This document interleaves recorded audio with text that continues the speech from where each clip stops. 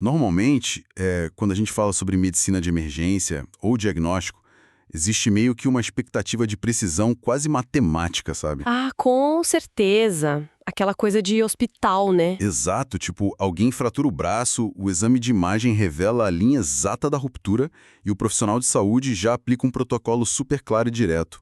O problema é visível. Sim, e ele é categorizado, né? Tem um fim previsível. Essa clareza traz muito conforto para nós. A infraestrutura médica moderna foi desenhada para operar nesses ambientes controlados, onde os papéis são muito bem definidos e os recursos estão à disposição. Mas assim, o cenário muda completamente quando o elemento humano colide com o caos imprevisível em uma escala massiva. O conforto da sala de emergência desaparece e o que sobra é o asfalto, a confusão e a total ausência de controle. É aí que a realidade bate de frente. Aham. Pois é.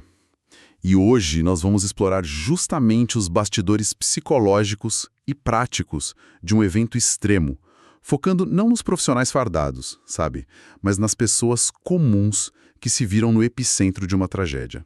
Um tema denso, mas extremamente necessário. Muito. Mas olha, antes de aprofundarmos a nossa investigação, eu preciso fazer um aviso de transparência super importante para o nosso público. O conteúdo que a gente vai discutir hoje é uma síntese automatizada. Aham. Ela foi elaborada com apoio de inteligência artificial. E o nosso objetivo com isso é extrair e organizar os pontos mais relevantes do material de origem para nossa análise aqui. E o nosso material de origem de hoje, aliás, ele oferece uma janela brutal para essa realidade. Com certeza. Nós estamos analisando um artigo científico publicado no ano de 2026 no Diário Internacional de Redução de Risco de Desastres, Que é da editora Elsevier. certo? E qual que é o título exato? O título é Experiências de civis que responderam ao desastre de multidão em Itaewon em 2022 na Coreia do Sul. Um estudo fenomenológico. E é um documento assinado pelos pesquisadores Haiyang Zhang, Haeyeon In e Sun Eun-sin. Isso mesmo. E foi conduzido numa colaboração acadêmica fortíssima. Envolveu a Faculdade de Enfermagem da Universidade Hanyang, lá em Seul, Aham. e também a Escola de Enfermagem Neil Hodgson Woodruff, da Universidade Emory, nos Estados Unidos. É um peso acadêmico gigante. E o foco da nossa conversa aqui hoje não é falar sobre a engenharia do local do desastre ou investigar a falha do poder público. A nossa missão é focar na fenomenologia. Exato, na experiência humana. Isso. Em como 8 transeuntes comuns, sabe, cidadãos normais, vivenciaram, interpretaram e tentaram sobreviver à missão de resgatar estranhos. O estudo utiliza essa abordagem qualitativa justamente para capturar essa essência humana, né? E para situar quem está nos acompanhando agora, na noite de 29 de outubro de 2022, o bairro de Taiwan, em Seul, registrou o maior desastre com vítimas humanas na Coreia do Sul em quase uma década. Um evento terrível. Demais. Uma força compressiva letal em um beco bem estreito culminou em 159 mortes e 196 feridos, isso segundo os dados oficiais citados na pesquisa. E o artigo examina a transição mental dessas 8 pessoas que foram de simples foliões a socorristas de improviso em minutos. É uma transição muito violenta. E aproveitando o início desse nosso mergulho analítico, a gente deixa aqui um convite educado para vocês. Sigam o canal, curtam esse conteúdo e compartilhem o material de hoje. É fundamental, né? E para realidades que muitas vezes a gente prefere ignorar. Ignorar, de certa forma, foi até a primeira reação do cérebro humano naquela noite, sabia? Nossa, como assim? O artigo descreve o ambiente antes do desastre como altamente volátil. Era o primeiro grande ajuntamento público após o levantamento de longas restrições sanitárias. Ah, entendi. Aquela tensão social acumulada. Exato. A multidão estava muito densa, o barulho era ensurdecedor. E quando a compressão de fato começou e as pessoas começaram a desmaiar, a percepção inicial não foi de pânico imediato. Foi de uma confusão cognitiva total. Os pesquisadores até mencionam que uma quantidade massiva de desinformação começou a circular na hora. Boatos espalhados em redes sociais sugeriam que ataques com drogas estavam acontecendo nas ruas. Aham, os celulares diziam uma coisa e a realidade era outra. Pois é. A cena física mostrava claramente um desastre por asfixia, mas os rumores gritavam outro cenário. Isso atrasou muito a compreensão do perigo real. Mas, lendo os relatos no artigo, algo me soou quase como uma negação irresponsável num primeiro momento. O que especificamente? Algumas pessoas acharam que a cena das vítimas caídas era uma espécie de performance armada, tipo um teatro de rua. Olhando de fora parece um absurdo, né? Uma pessoa ver dezenas desmaiando e pensar que é uma peça de teatro. Pode parecer absurdo sob a lente da nossa racionalidade calma aqui, né? Mas neurologicamente falando, isso é um mecanismo de sobrevivência super bem documentado. Sério? Sim, o estudo toca muito no conceito de desrealização. Frente a um cenário horrendo de fatalidades em massa, a amígdala cerebral, que é o nosso centro de processamento de medo, ela entra em colapso devido à sobrecarga sensorial. Caramba, ela simplesmente não aguenta. Não aguenta. E aí, para evitar um desligamento psicológico total, o cérebro distorce a realidade. Ele busca desesperadamente um padrão reconhecível e que seja inofensivo. É tipo uma analogia que eu pensei lendo isso, é a experiência de estar dentro de um cinema, sabe? Assistindo a um filme comum e do nada o áudio é cortado bruscamente e a tela exibe imagens aleatórias e perturbadoras. É um ótimo exemplo. Nos primeiros segundos, o seu cérebro recusa a ideia de que o projetor pegou fogo ou que tem um perigo real ali. A mente busca a lógica do próprio cinema. Você pensa, isso deve ser um efeito especial, uma escolha do diretor. Perfeito. A ilusão protege a psique humana desse choque inicial. A analogia do cinema ilustra perfeitamente essa barreira cognitiva que o estudo descreve. A mente cria uma narrativa paliativa. Mas uma hora a ficha cai, né? E que tá. No meio de um desastre, essa ilusão dura muito pouco. A realidade física rapidamente estilhaça a desrealização. E o ponto central da pesquisa é entender o momento exato em que esse transe quebra. O que faz um indivíduo sair da imobilidade protegida e simplesmente se jogar no asfalto para fazer compressões torácicas. E a descoberta dele sobre isso quebra bastante o mito daquele heroísmo calculado, né? Totalmente. Não foi um processo de ponderação filosófica ou uma decisão moral longamente debatida em frações de segundo. O corpo desses civis simplesmente agiu antes mesmo de a mente compreender a totalidade da tragédia. Exato. E o gatilho para essa ação instintiva foi o treinamento prévio. Todos os 8 participantes tinham conhecimentos básicos de reanimação cardiopulmonar. A memória muscular assumiu o comando puro e simples. A reanimação cardiopulmonar atuou como a única ponte entre a paralisia do medo e a ação prática. O treinamento básico ensina um padrão mecânico. Quando o caos destrói o pensamento analítico, o instinto busca a ferramenta mais primária que está disponível. Eles se ajoelharam e começaram a empurrar os peitos das vítimas simplesmente porque os músculos lembravam como fazer aquilo. Mas olha, a execução dessa teoria na prática revelou um abismo aterrador. O artigo é muito incisivo sobre o choque de realidade que esses cidadãos sofreram. Educação básica em primeiros socorros parece criar uma expectativa bem irreal do que é o processo. Sim, é uma versão muito higienizada, né? Calma. E de repente você será tirado no mar aberto no meio de uma tempestade noturna. A mecânica de mexer os braços e as pernas é a mesma, mas o ambiente transforma a técnica em um pesadelo de sobrevivência. Nossa, e esse mar aberto não envolve apenas o pânico, tá? Envolve a ausência de recursos essenciais. Na piscina rasa dos treinamentos teóricos, o chão é nivelado, a sala é climatizada e você trabalha com manequins de plástico limpos. Manequins que não reagem. Exato. No desastre de Itaúon, o asfalto era irregular. Não havia cilindros de oxigênio nem equipamentos de sucção. Não tinha nenhum desfibrilador externo automático por perto. A mecânica de manter um coração humano bombeando sangue sem equipamento de suporte é fisicamente devastadora. Fica exaustivo muito rápido. Sim, em 3 minutos de compressões ininterruptas, a fadiga muscular no socorrista já atinge níveis críticos. E tem um aspecto mais brutal que as aulas teóricas com manequins frequentemente omitem. Geralmente omitem para não afastar os alunos dos cursos, né?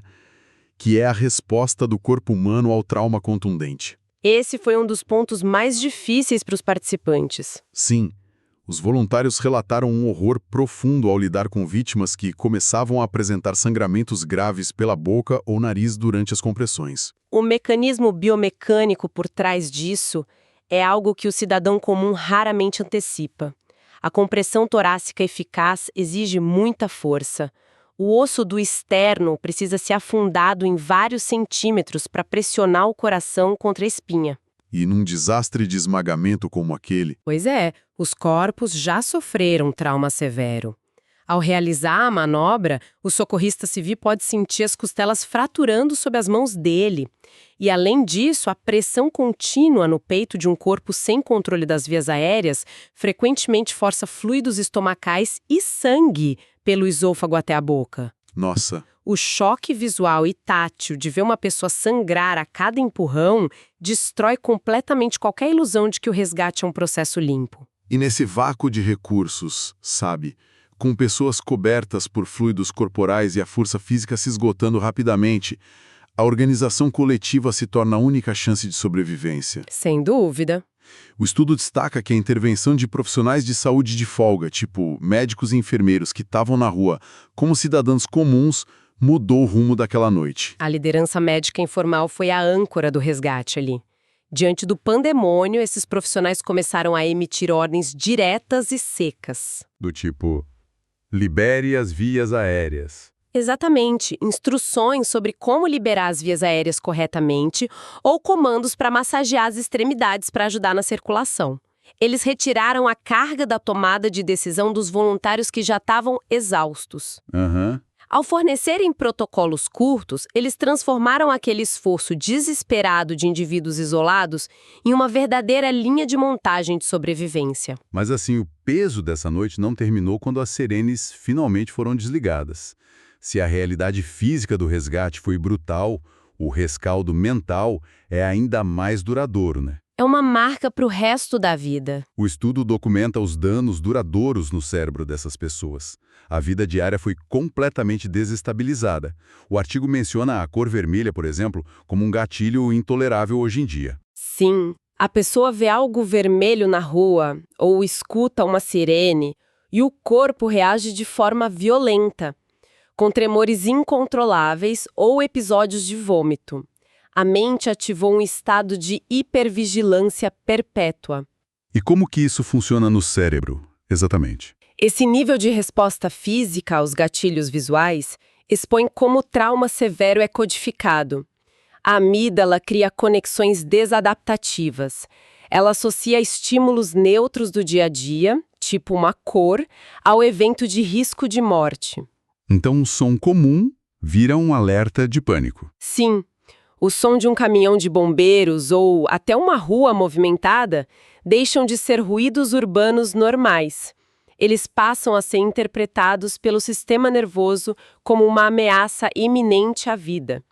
E isso aciona o nervo vago e provoca essas reações físicas severas, como náusea extrema. É paralisante. Donos de comércios em Itaúna chegaram a fechar as portas definitivamente. Eles abandonaram o local porque a própria arquitetura do bairro virou uma fonte de pânico insuportável. É muito triste. E em meio a toda essa destruição interna da saúde mental deles, a pesquisa aponta uma ironia social cruel. A questão do heroísmo, né? Isso. A mídia e a comunidade rapidamente tentaram colocar essas pessoas no pedestal de heróis. E olha, é um rótulo sedutor para a sociedade, porque ele empacota a tragédia em uma narrativa de triunfo. Fica mais fácil de digerir. Com certeza. Mas os voluntários entrevistados rejeitaram isso de forma categórica. A rejeição a esse rótulo de heroísmo ocorre porque essa classificação distorce o real significado do que eles fizeram. Para esses cidadãos, tentar salvar a vida de alguém caído ao seu lado não é um ato de grandeza extraordinária, sabe? Não é um filme da Marvel. Não. É um imperativo moral basal da convivência humana. Eles sentem que chamar isso de heroísmo exime tacitamente o resto da população dessa mesma responsabilidade. Claro, porque sugere que ajudar o próximo exige uma vocação super especial ou coragem sobre-humana, quando na verdade deveria ser a norma, o básico. Exatamente. E pior, essa idealização toda alimenta uma sensação de culpa esmagadora neles mesmos. Eles se torturam pensando nas vidas que escorregaram por entre os dedos. A falta de um desfibrilador externo automático na hora, ou o desconhecimento sobre como limpar as vias aéreas, geram o que a gente pode chamar de dúvidas fantasmas. A pessoa sobrevive intacta fisicamente, mas se convence de que falhou moralmente. Pois é. E a pesquisa aprofunda ainda o estigma que agrava essa culpa toda, que é o silêncio que seca o sobrevivente fisicamente ileso. Esse é um ponto crucial. Ao contrário de uma vítima com ossos quebrados que todo mundo vê e acolhe, o trauma do socorrista voluntário é invisível. A sociedade ao redor não sabe como lidar com quem retorna de um cenário de destruição total sem nenhum arranhão evidente no corpo. O círculo social prefere o silêncio. Sim, as pessoas evitam fazer perguntas difíceis. Oferecem comentários genéricos ou simplesmente fogem do assunto para evitar o próprio desconforto emocional. Esse isolamento imposto pela sociedade força o voluntário a reprimir o luto. A dor se torna clandestina. E essa clandestinidade emocional, ela nos força a encarar as recomendações bem pragmáticas da última sessão do artigo. A academia levantou os dados. A questão agora é: como aplicar essas constatações para evitar que a tragédia se repita na mesma escala e com as mesmas cicatrizes no futuro? Temos que usar isso para estruturar defesas, E a reforma do treinamento em primeiros socorros é a principal urgência delineada pelos autores, correto? Correto. O modelo de sala de aula asséptica precisa ser repensado urgentemente. A integração tecnológica aparece como uma solução super viável no texto. De que forma?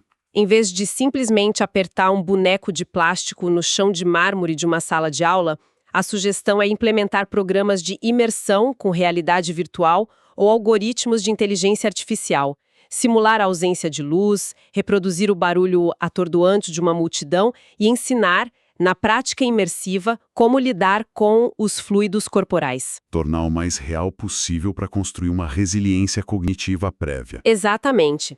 E além dessa brutalidade visual, os pesquisadores enfatizam muito a necessidade de treinar táticas de revezamento. Ah, claro, porque a fadiga bate rápido. Em questão de poucos minutos de reanimação cardiopulmonar, o esgotamento muscular te vence. Então, aprender a alternar a posição com outro cidadão sem interromper o fluxo sanguíneo da vítima é uma habilidade que literalmente salva vidas. E, igualmente vital, é o treinamento sobre o que fazer no período pós-reanimação inicial. Quando o coração volta a bater... Sim, o coração voltou a bater, o pulso retornou, e agora? Como o socorrista civil maneja aquele paciente fragilizado no asfalto até que a infraestrutura oficial consiga chegar ao local? É muita variável. E sabe, todas essas melhorias educacionais esbarram numa barreira sistêmica que eu achei brutal quando li na pesquisa. O medo da lei. A hesitação jurídica é um obstáculo enorme. Ninguém quer sujar as mãos no asfalto, agir de boa fé no desespero e acabar enfrentando um processo civil milionário depois porque uma costela foi fraturada durante o resgate. Internacional de expansão e do fortalecimento das leis do bom samaritano. Essa legislação provê um escudo de imunidade civil para transeuntes que, sem nenhuma obrigação profissional e de boa intenção, prestam esse socorro emergencial. A ausência dessas garantias legais institucionalizadas transforma a empatia em um risco inaceitável para muita gente. É uma ironia sombria ver como a burocracia trata quem tenta ajudar, Demais. O artigo revela um dado do Ministério da Saúde sul-coreano que exemplifica bem esse descaso institucional. É a velha burocracia focando nas relações públicas e ignorando quem fez o trabalho sujo. É um número assustador que eles citam. Sim, meses após o desastre, dezenas de familiares enlutados buscaram e receberam legítimo apoio governamental. Mas sabe quantos socorristas voluntários receberam apoio psicológico do Estado no mesmo período até o final do ano?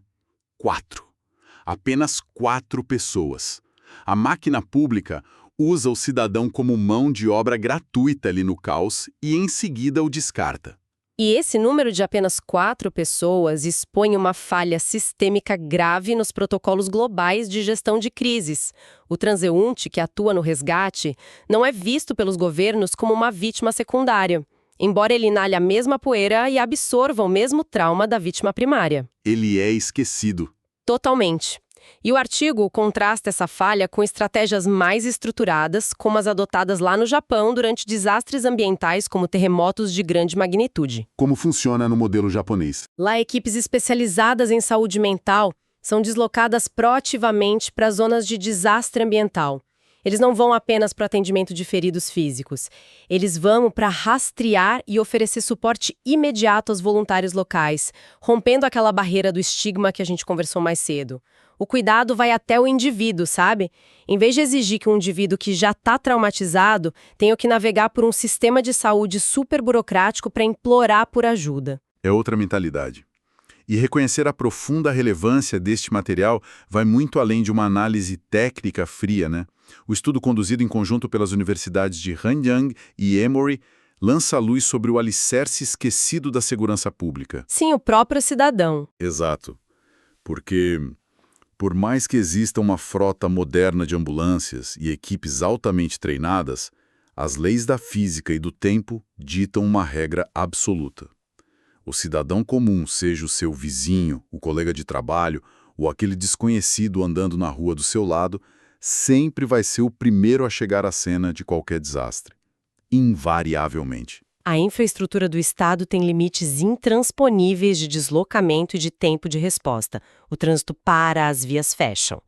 A real resiliência de uma comunidade é medida na janela crítica daqueles primeiros 5 minutos. Dependendo inteiramente da capacidade das pessoas comuns de conterem o caos inicial. Perfeito. Ao documentar a dor, a coragem e o fardo pesadíssimo desses civis, a ciência acadêmica fornece o argumento definitivo para que a gente integre essas pessoas como peças centrais nos planejamentos de crise do futuro.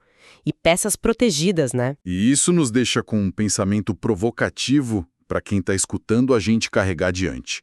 Vivemos num mundo onde aglomerações em grandes centros urbanos são a base da nossa rotina. Fazem parte do dia a dia. Sim.